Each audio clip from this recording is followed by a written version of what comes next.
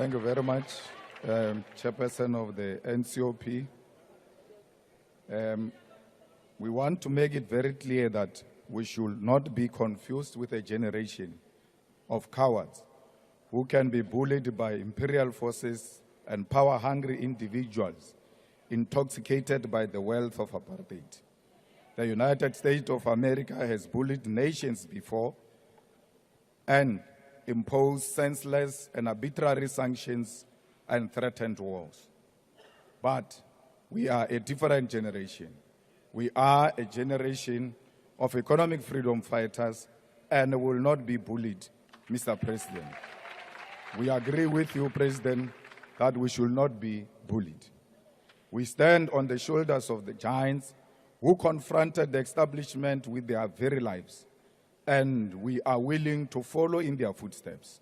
We are not cowards, and they must not try us. Chair, President Cyril Ramaphosa stood before a joint sitting of the National Assembly and the National Council of Provinces on Thursday last week, addressing South Africans and the world to deliver his 8th State of the Nation address. Yet he spoke as if it were his first ever SONA. There was no sense of accountability, no meaningful reporting, and no acknowledgement of the economic crisis facing our people. The President did not tell us what happened to the National Development Plan. He did not say whether it is still the guiding policy of South Africa, nor did he acknowledge that the country has been governed without any clear, practical, and guiding policy. Today, we have the medium-term development plan, but its direction and impact remain unclear, just another failed NDP. In reality, the neoliberal right-wing coalition has no credible economic plan. There is no clear strategy to create jobs while more than 12 million people remain unemployed. The economy is stagnant, and these are undeniable facts. We are facing a crisis as a nation. The crisis of high food prices, the crisis of unaffordable transport costs, the crisis of soaring petrol prices, the crisis of gender-based violence and femicide, and the collapse of the National Gender-Based Violence Command Center without an explanation. The crisis of water shortage in Mzinyati, Skukuni, and many other parts of Gauteng. It's a serious crisis. The crisis of inadequate housing in Alexander, Umlazi, and Khayelitsha. The crisis of collapsed municipalities that lack the capacity to deliver basic services. These are the crises the President inherited when he was elected President of the Republic of South Africa on 15 February 2018. In 2018, you said you will focus on rebuilding, yet things only got worse for our people. In 2019, you said to Mamina, the nation sent you, but to this day, we don't know what you went and did after you were tumaed. It was in 2019 when you stood before South Africa after asking us to send you, and you promised the nation speed trains and a smart city. You asked us to imagine a country where bullet trains pass through Johannesburg as they travel from here to Musina, and they stop in Buffalo City on their way from eThekwini back here in Cape Town. You said to us, the time has arrived to build a new smart city founded on the technologies of the 4th Industrial Revolution. We sent you to fulfill these dreams of yours, and 6 years later, you have not returned with a speed train or a smart city, and your term of office is slowly nearing an end. You said 2020 will be the year of tackling state capture and ensuring accountability, yet not a single person has been arrested despite the 1 billion spent on the Zondo Commission report. In 2021, you declared it the year of recovery, yet South Africa's economy deteriorated further, with economic growth falling below 1%, except for the brief rebound following the reopening of the COVID-19, which collapsed almost immediately. In 2022, You claimed you will address governance failures, yet corruption became one of the biggest issues under your leadership. And that corruption has found its way now into the judiciary. We never had crisis of corruption in the judiciary. It only started with you when you sealed the CR17 documents in court. We listened to you in 2023 when you called on the nation to work together, yet it was your own political party, the Former Liberation Movement, that continued to deploy incompetent comrades to municipalities, boards of state-owned enterprises, provincial departments, and national government. And when you tried to tell us the story of Tintswalo in 2024, we told you right there and then that you were talking about a Tintswalo who does not exist. The real Tintswalo was born in a shack, raped at the age of 6, dropped out of school before reaching grade 7, and was murdered while looking for a job. That's the Tintswalo we know. And now, this year, you tell us that you will not be bullied. We agree with you that we must not be bullied, but you fail to tell us what you are going to do about it. It is not enough to simply say you will not be bullied. You must tell us what action you will take. When you respond on Thursday, we expect you to provide real, detailed response to Donald Trump. But we know that the 940 billion infrastructure plan is yet another empty promise. We know that 375 billion allocated to SOEs, which still do not have a clear reindustrialization strategy, is a waste of money. We know that the corporate approach and strategy for Transnet, the unbundling of ESCOM, and the so-called modernization of ports and airports are all just privatization in disguise. President, we know that blended finance will become another looting scheme when students here at CPUT are sleeping outside at this very moment due to lack of housing. But as economic freedom fighters, we have adopted a theme of the year of picket lines. We are going back to the streets, we are reclaiming our identity, and we want to reunite with our people. We'll go to the streets to demand water for our people, to demand the speedy allocation of housing, to demand the eradication of pit toilets, and to fight for service delivery. We are taking our picket lines to the National Treasury and the Reserve Bank to demand nationalization and the transformation of the economy. We will picket outside correctional facilities to demand an end to overcrowding and syndicates within prison that control crime in the outside world. And we will demand the expulsion of private companies such as G4S, which has links to Israel and runs a prison in Mangaung.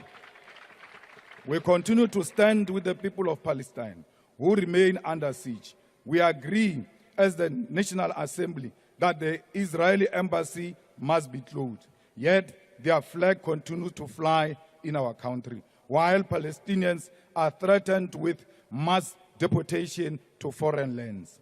We support the government's case in the International Court of Justice, and we must remain resolute in the face of sanctions and sponsored attacks. And importantly, we must oppose the colonization of Gaza by the USA. Justice and freedom for Palestine. One day, the people of Palestine will know the true meaning of freedom. Mr. President, we are not being attacked by the Trump administration because you did anything wrong.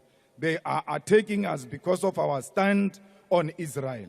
They are attacking us because of the action the government has taken to ICJ. And we are saying to you, do not be misled by people who are saying you are under siege because of expropriation, which is meaningless act. That act does not say anything, and they all understand that language. They are using it to fight our case against Israel. And when you say they cannot bully us, you must start by removing the Israeli embassy to show them that we will not be bullied. Thank you very much. Unity of Africa must start from the shop floor. Zimbabwean, Mozambican, Nigerian, South Africans, come, let's work together on the same floor. Mozambican, Zimbabwean, let's go to school together. Let's grow up together and know each other so that by the time we defeat these colonial borders, we already have embraced each other and we don't start from scratch. So that's what we're doing. It's in line with what we're saying. We're saying Africa is one, and let one Africa be seen at Cream Restaurant. We're not going to allow the bosses to divide our people by excluding others. Now, so if there is a shop, my lord, that says here, we don't hire Zimbabweans, I will go there and fight with them and say, why would you say that? Why do you classify our people and want to isolate them? It will be a wrong practice. So we are starting, and which is what is offensive. You want to exclude South Africans with African brothers and sisters so they can fight amongst themselves and they remain divided. We are saying, no, come together, work together so that the unity starts at the shop floor. You are not happy with that. Either we are sovereign or we remain slaves forever and far away. We ask them to go back to their homes. Unfortunately, I say to you here today, as I like to say, the colonization has returned. There are still salon slaves who haven't understood. Comrades of the various governments of the AES, dear participants of the first summit of the heads of state of the IAS, good morning. It is a great pleasure and an honor to be here today. A blessed date, a memorable date, the CIG 2024 here in Niamey. First of all, let us give thanks to God who allowed this day to be. We thank Him for everything He has done for us until today and everything He will do for the people of the AES.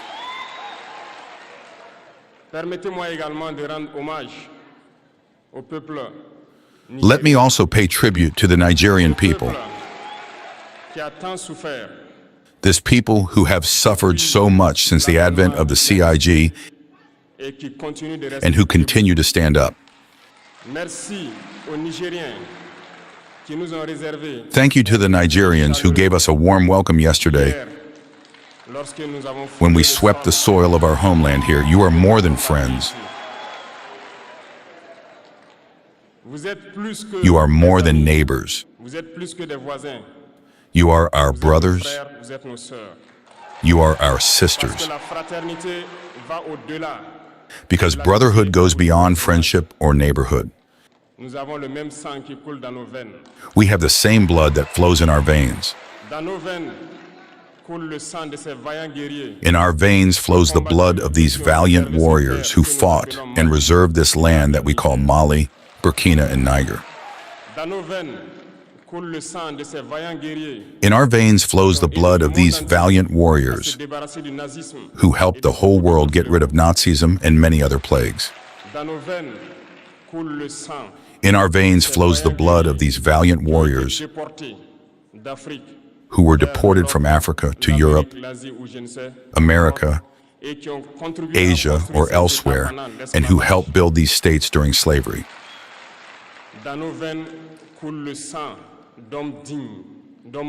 In our veins flows the blood of worthy men, robust men, standing men.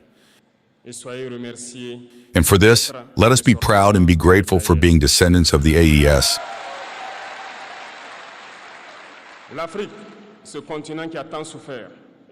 Africa, this continent that has suffered so much and continues to suffer because of imperialists.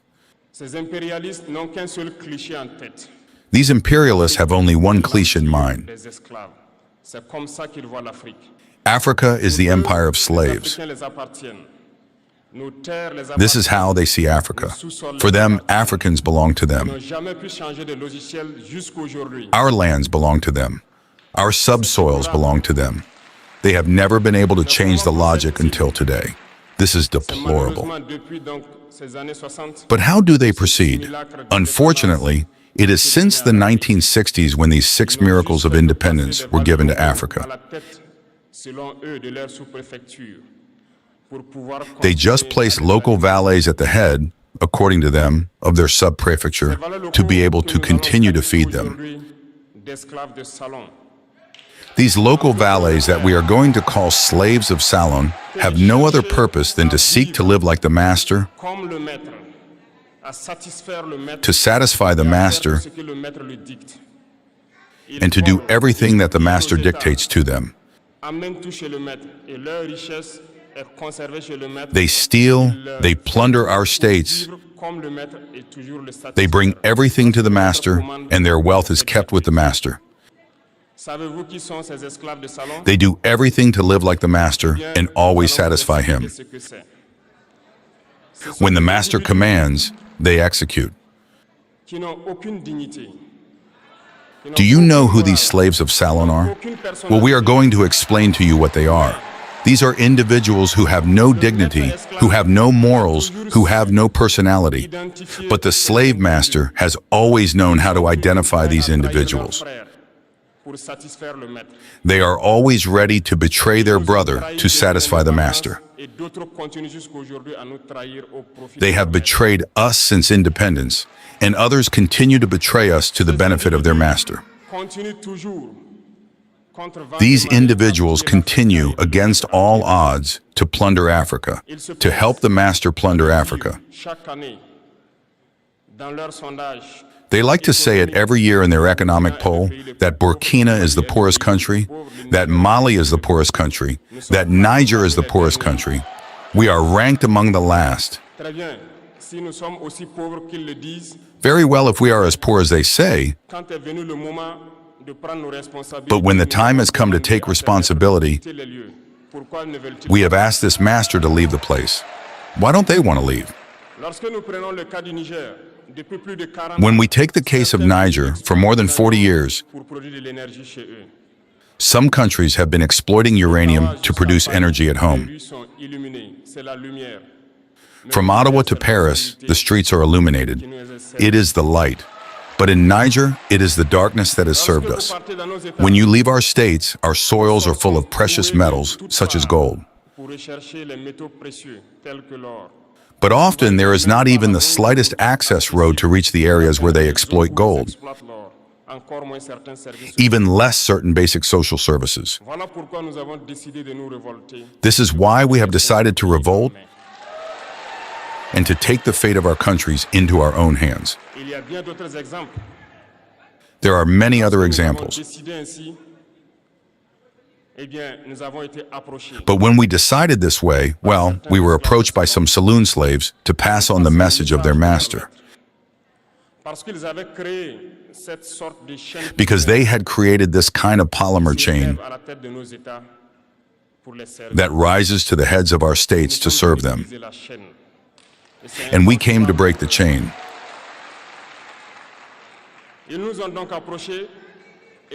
And it is inconceivable for them. They approached us and asked us to enter the ranks to be part of the elite that must lead Africa. Because they have an elite formed and trained that must follow, that are embedded in this chain. We refused to enter their ranks, and from then on, the hostilities began.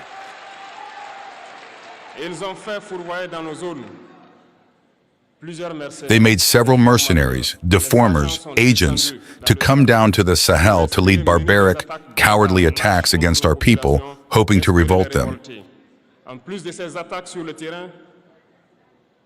In addition to these attacks on the ground, the communication attacks, the manipulation,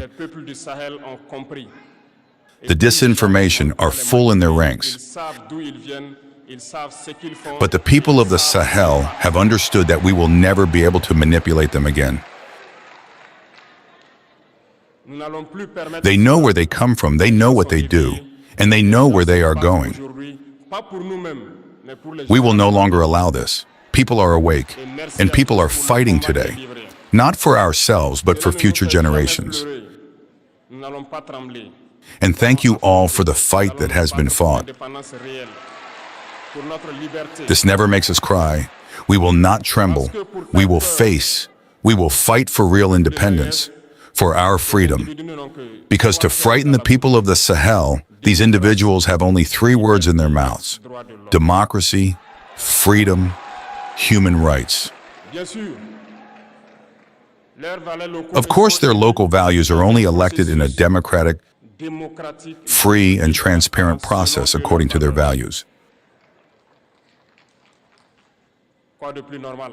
What is more normal than to impose this on us? Because they are the ones who write the rules. Very well. We have decided to take responsibility. This is why, on June 26, 2023, when Niger decided to turn the page, the slaves of Salon and their masters got on their horses. They put their local values forward and decided to wage a war against the Nigerian people. We therefore said anyone who dares to take up arms in Nigeria will face us. Because we will wage a war without mercy to the last drop of blood for anyone who dares to attack our states.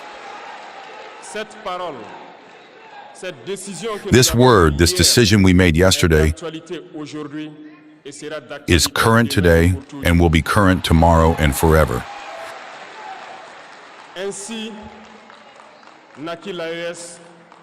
Thus, we won the EIS on September 16, 2023, in a mutual defense architecture.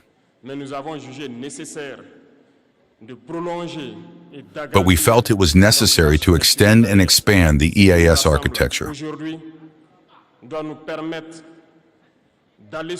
What brings us together today must allow us to go to other areas in addition to defense, including finance and economy, infrastructure, health, education, and so on.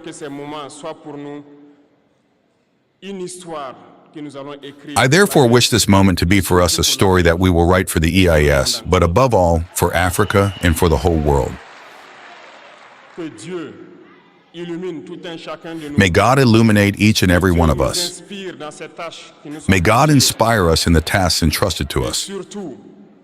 And above all, when we do all our work, may we have only one thing in mind: the supreme interest of our populations.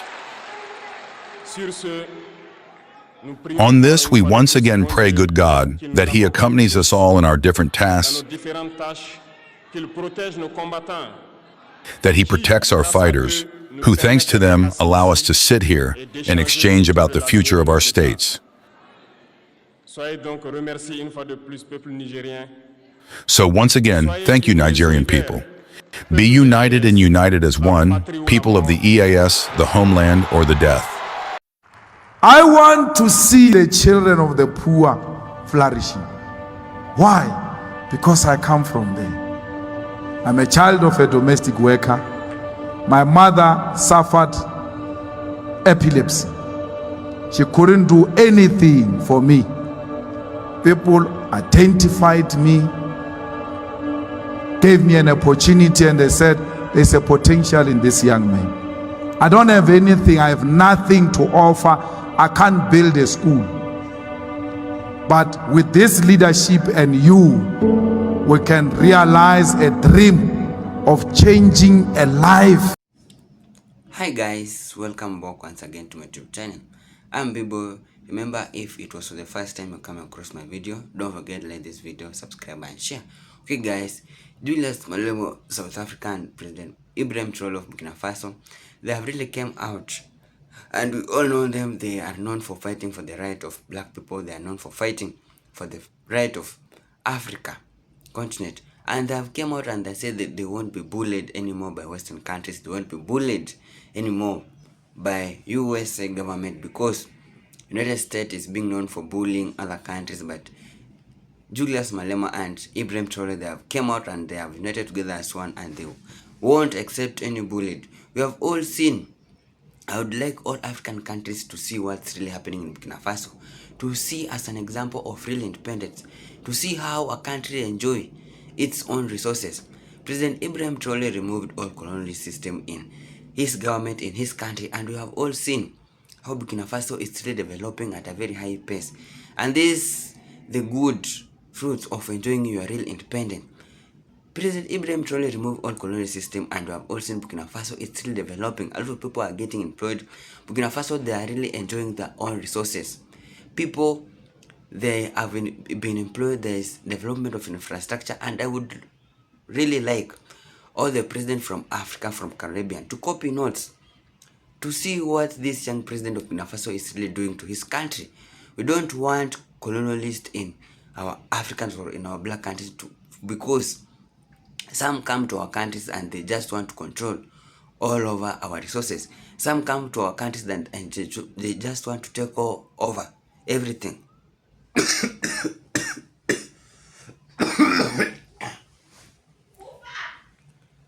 And we won't allow something like that. Julius Malema, he has still came out and said that we won't allow it, or we won't be bullied by any Western countries. We have all seen how Chinese, how white people come to African countries, come to Caribbean countries. They are building restaurants, they are investing everywhere. They are opening supermarkets, they are opening hotels, and there's nothing any government can do. They are just enjoying the benefit of our own resources, whereby they are getting many, or they are getting a lot of money. Instead of investing in Caribbean countries, instead of investing Africa, all those money that they are getting, they take back this money back to their countries and invest there, forgetting the country that gave them those monies. And I would really wonder if any African person or any Caribbean person or any black person can go to other these Western countries, can go to UK, can go to Canada, can go to USA, can go to China, and even open a business or open a restaurant or try to buy a beaches or try to buy a private land there. Is there any black person who has gone to these Western countries and tried to invest there? Instead of them, they just come to African countries, they come to Caribbean countries, and they do anything they want freely. There is no any limit for them. They can buy land, they can open hotels, they can even buy private or public beaches and make them private. And this is really affecting our country, it's really affecting the economy of our country, it's really affecting us local people. I don't know what government can support such things, and this really shows what kind of leaders we really have. If a country has greedy leaders, it will allow all these things to happen in his or her own country. But if a country has a leader like Ibrahim Traore, if a country has a leader like Miamotli, Prime Minister of Barbados, who they really truly know the right of their own people, who truly know what the people really want, it will be strictly. Look what's really happening in Haiti. There is a war that is really going on and it hasn't stopped till yet, because Haitian people, their resources are being managed, or they are being ruled by Western countries. They are being ruled by colonialists. Haitian people can't enjoy the resources of their own, and this is the reason why Jimmy Barbecue is fighting for the right of Haitian as a country, for the right of the resources of Haiti, because you feel like some people, they are owning the source of Haiti. This is the reason why Haiti is in a bad condition. There is bad infrastructure in Haiti. There is bad hospital, bad schools. Haiti is just somewhere else, and I would really like Caribbean people or Caribbean to unite so that at least they can stop the war that's really going on in Haiti, because our brothers and sisters, they are suffering. They are being killed each and every day. Children there are suffering. There's insufficient supply of food in Haiti, and there's no any way good you can see your own black brother or sister is suffering. I would really like black people to unite together as one. They stand together so that at least if unite together as one, we'll be stronger and won't be depending on these Western countries. So brothers and sisters, let us stand up. Let us rise together as one. Let us hug one another. This behavior of black people hating one another is not a good thing. Let us love one another and unite together as one. Let us hug one another and do things on our own. And this will lead us or make us develop very far. Look what's really happening in Burkina Faso. This is a very good example of a country that enjoying its own independence, a country that is enjoying their own resources. And I would really like other countries or other presidents to copy what President Ibrahim Traore is doing, to copy what Prime Minister, the PM of Barbados is really doing, to copy what other Caribbeans they are doing. African leaders, please wake up. Stop being greedy. Caribbean leaders, those greedy Caribbean leaders and those greedy African leaders, those corrupt leaders, wake up and see what other countries they are doing. Wake up and see what Burkina Faso is doing, so that at least we can be a better place, we can be in a safer hands. Stop making your peoples to suffer. Stop making your local people to suffer because of your own decision that you are making. Leaders, African leaders and Caribbean leaders, wake up and we'll be in a better place. So guys, if it was for the first time you're coming across my video, don't forget to like this video, so don't forget to subscribe and share. Thank you so much for your time. May God bless you. One love.